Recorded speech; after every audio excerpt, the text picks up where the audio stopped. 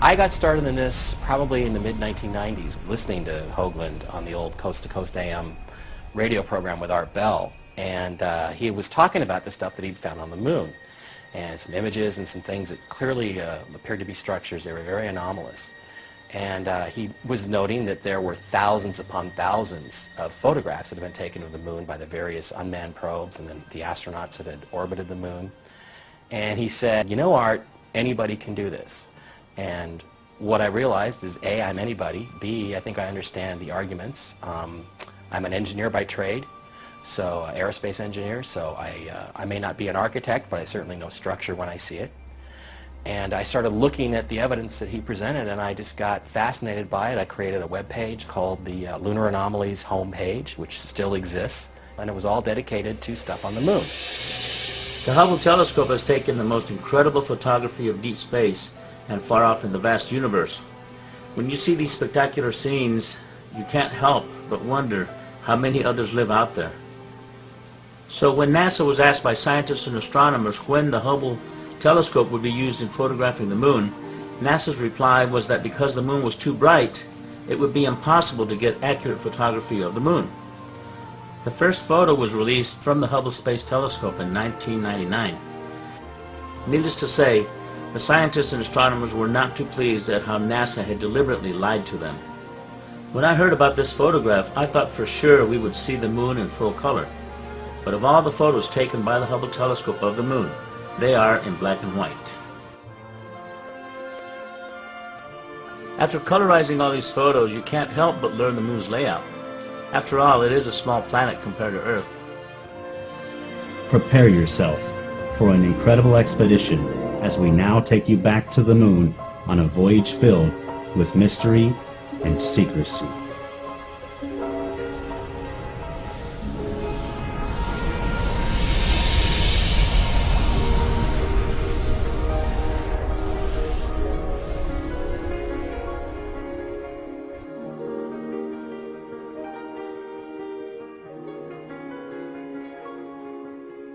I'm not sure why NASA has not told us what's on the moon. In a way they have told us, because the pictures are there and there's hundreds of them. So anybody can do what I did and go and look at the pictures and enlarge them and see what there is. NASA has been there, but we haven't been back since 1972, and you got to sit there and wonder why that is. It's our closest celestial neighbor in the heavens. You can see it every night when you walk outside, and really there's so much mystery about it still to this day. Many people seem to think that the Apollo program answered a lot of these questions, and in many ways it did, but we, the general public, have never been privy to any of those answers.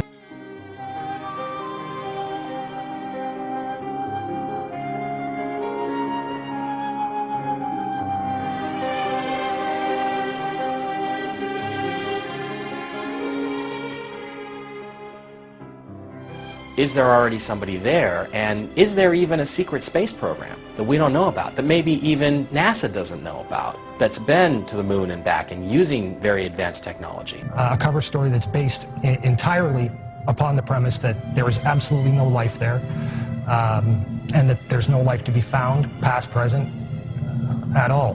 That's simply not the case. So I certainly believe that some of the stuff that we're finding on the moon may be alien, extraterrestrial in origin. It may be ruined, ancient, abandoned extraterrestrial ruins.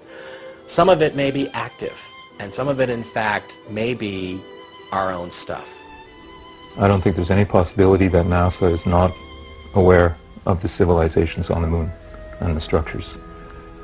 They're very obvious, easy to see. They are in contact with some of these extraterrestrial life forms, and they don't want you to know about it. There was the guy that hacked into the NASA database and found some listings of non-terrestrial officers. NASA may have made a deal with beings up there to not reveal their civilization, but then again, the pictures have the evidence. It's all in the pictures anyway. The whole purpose to the cover-up is to prevent we, the plebeian masses of this planet, from gaining the appreciation that there is indeed extraterrestrial life out there, intelligent extraterrestrial life. And this is life that the government is very well aware of. The governments around the world, it's certainly not a U.S. issue. They're very well aware of it.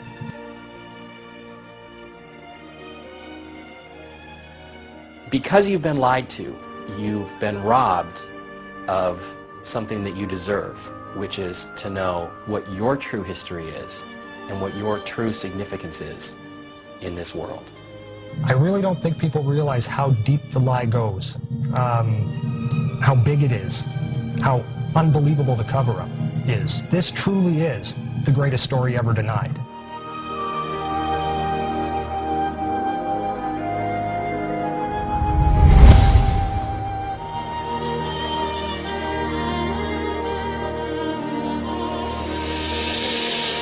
It is the most amazing secret never told. It is the most monumental cover-up in human history.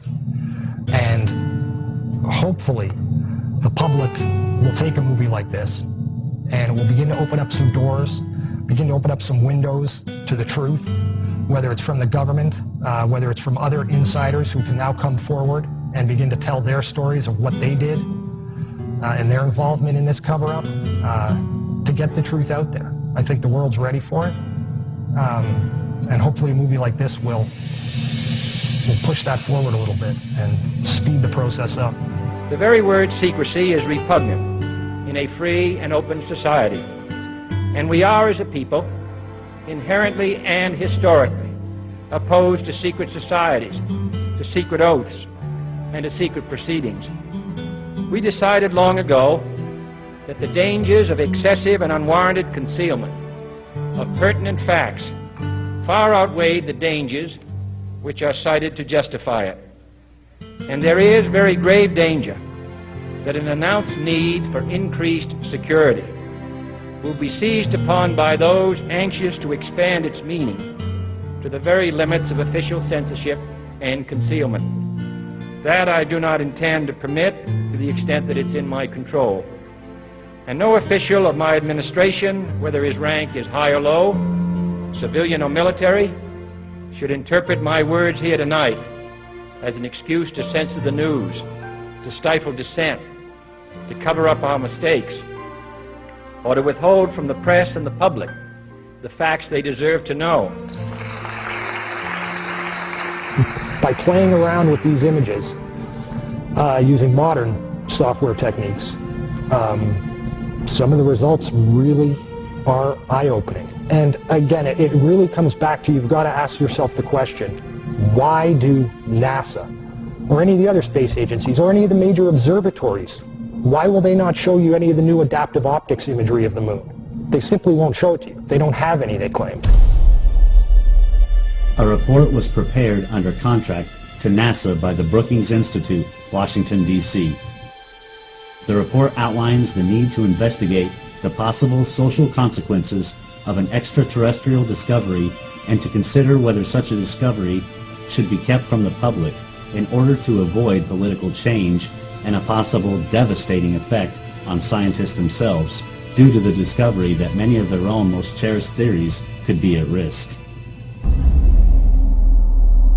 And it says in there that you should seriously consider covering that information up, because it may in fact lead to what it calls the disintegration of our culture because of the tremendous cultural impact, the shock that it would have, especially to scientists and engineers who've come to believe arrogantly, I think, that we are the top of the heap, that we are some part of some natural process and we are the dominant species. I don't think that that argument flies. I think that document is nothing more than their political and legal cover for what they've been doing, because there is a much bigger issue that comes out here.